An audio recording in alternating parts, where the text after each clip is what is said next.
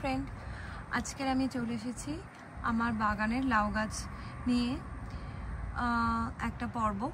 So আজকের আমি দেখাচ্ছি আমার বাগানে ঠিক কতগুলো লাউ ধরেছে। এটা আমার ব্যালকনি গার্ডেনটা ঠিক এভাবে হয়েছে। এখানে গাছটা লাগানো আছে ঠিক ওই টবটাতে। সো আমি আপনাদেরকে দেখাচ্ছি ঠিক কতগুলো লাউ ধরে আছে। এটা হচ্ছে একটা, এটা হচ্ছে দুটো, এটা তিনটে, আর আমি আর একটা লাউ দেখাচ্ছি যেটা হয়ে আছে অনেকটা বড়। ঠিক আছে, এই যে এখানে চারটে। তো এখান থেকে আরো আমি 3-4টে লাউ আমাদের খাওয়া হয়ে গেছে তুলে। কালকেই আমি একজনকে তুলে কেটে দিয়ে দিলাম।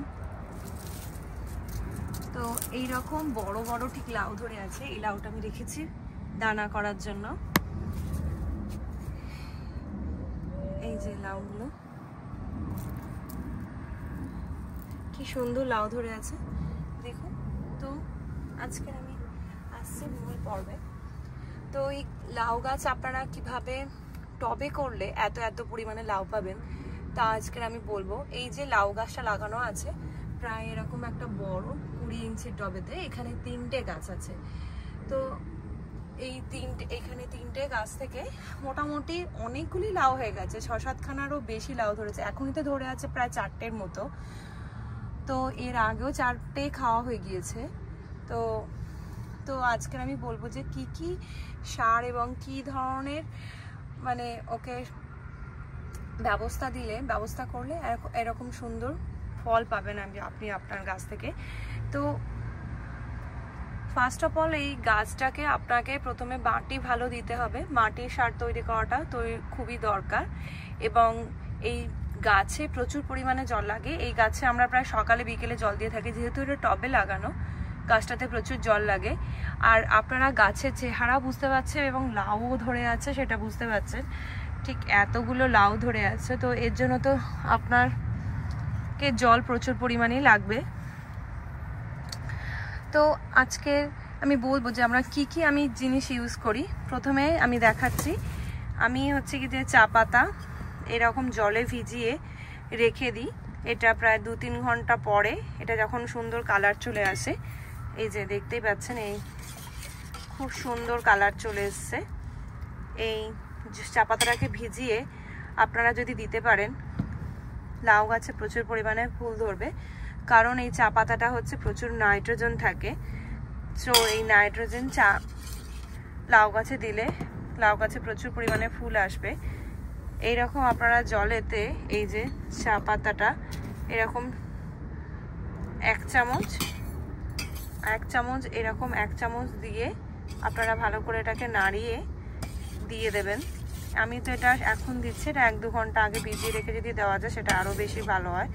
তাছাড়া এটা জলেতে প্রতিদিন আপনারা যদি এমনিও দিয়ে দেন 1 ঘন্টা ভিজিয়ে, তো এটা প্রতিদিন জল যখন দেওয়া হয় এটা ডিকম্পোস্ট হয়ে যাবে। এটাকে জলের সাথে মানে মাটির সাথে এটা মিশিয়ে যাবে, এটা নিয়ে কোনো সমস্যা নেই। এছাড়া আমি ভাতের ফ্যানটা এখন আমার কাছে আপাতত নেই। ভাতের ফ্যান আমি প্রায় প্রতিদিনই দিয়ে থাকি। আমার উল্টো দিকে আর একটা গাছ আছে, সেখানেও আমি দিই, মানে একদিন ছাড়া এই গাছে একদিন ওই গাছে দিয়ে থাকি। এছাড়া আমি ইউজ করি এরকমই একটা সার, সেটা আমি যেহেতু আমেরিকাতে থাকি আমি এখানে ইউজ করি মিরাকেল গ্রো বলে। তা আমি আপনাদেরকে দেখাচ্ছি। এটা হয়তো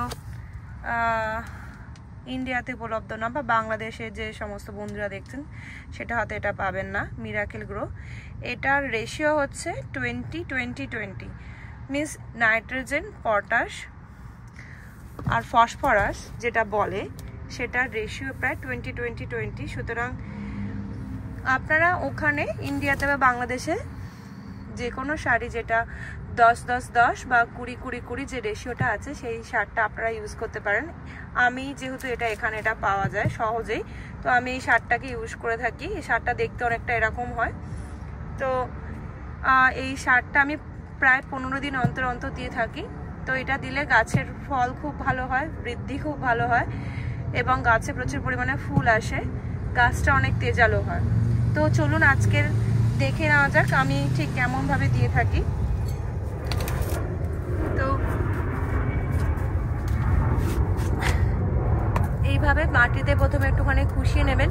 আর একটা জিনিস এখানে আপনারা দেখতে পাচ্ছেন কিনা জানি না, এখানে আমি মাটি এটা অনেকটা নিচেই আছে, মাটির ওপরে আমি এই যে মালচিং করে দিয়েছি।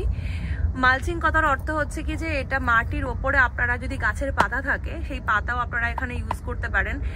তাতে করে কি হয়, গাছেতে যত অনেক বেশি জল সূর্যের আলো টেনে নিতে পারে না, মালচিং এর কারণে এখানে জল রয়ে যায়, গাছ তাড়াতাড়ি শুকিয়ে যায় না। যেহেতু এটা টবের গাছ, এটা কিন্তু খুব তাড়াতাড়ি জল শুকিয়ে যায়। আমি এই পুরো জায়গাটাতে এরকম সুন্দর করে মালচিং করা আছে, মাটির ওপরে এটা আমাকে দেওয়া আছে প্রায় 1 ইঞ্চির মতো করে। আমি এই চা পাতা সারটা দিয়ে দিলাম।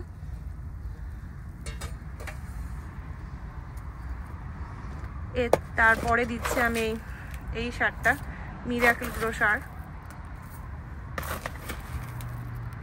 এটা আমি বেশ ভালো মতনই দিতে হবে, যেহেতু এতগুলো লাউ ধরে আছে, তো এর এত বড় গাছ আর গাছটাও বিশাল বড়, এতে ভালো মতনই দিতে হবে। আপনারা দেখতেই পাচ্ছেন এটা প্রায় 5-6 চামচ মতন আমি দিয়ে দিলাম। এটাকে দিয়ে আপনারা সব সময় সার দিয়ে ভালো করে এরকম খুশিয়ে দেবেন। খুশিয়ে দেওয়া হয়ে গেলে অবশ্যই সার দেওয়ার পরে জল দিয়ে দেবেন, এটা খুবই ইম্পর্টেন্ট। এই জলটা দেওয়াটা খুবই ইম্পর্টেন্ট। জলটা দিয়ে ভালো করে ভিজিয়ে দেবেন, তাহলে এই সারটা ওর সাথে ভালোভাবে ডিকম্পোস্ট হয়ে যাবে মাটির সাথে।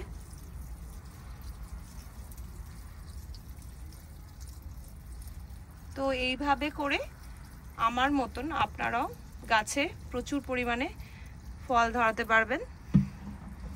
এইভাবে করে আমি আমার গাছের যত্ন করে থাকি। তো আমি আপনাদেরকে ওপরে দেখাচ্ছি, এটা হচ্ছে আমার, তার সাথে আছে আর একটা উচ্ছে গাছ, এবং উচ্ছে গাছেও ঠিক কতগুলো উচ্ছে ধরে আছে দেখুন, 1 2 3টে উচ্ছে প্রচুর পরিমাণে হয়েছে।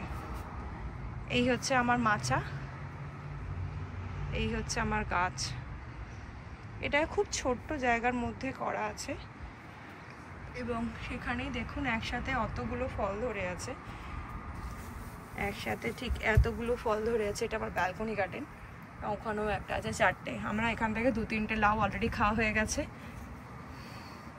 তো বন্ধুরা, গাছকে যদি যত্ন করেন, গাছও আপনাকে অবশ্যই ফল দেবে। তো এইভাবে যদি আপনারা গাছকে যত্ন করেন, গাছে প্রচুর পরিমাণে ফল আসবে। যদি আমার ভিডিওটা ভালো লেগে থাকে তাহলে লাইক করবেন, আমার চ্যানেলটাকে সাবস্ক্রাইব করবেন। Thank you.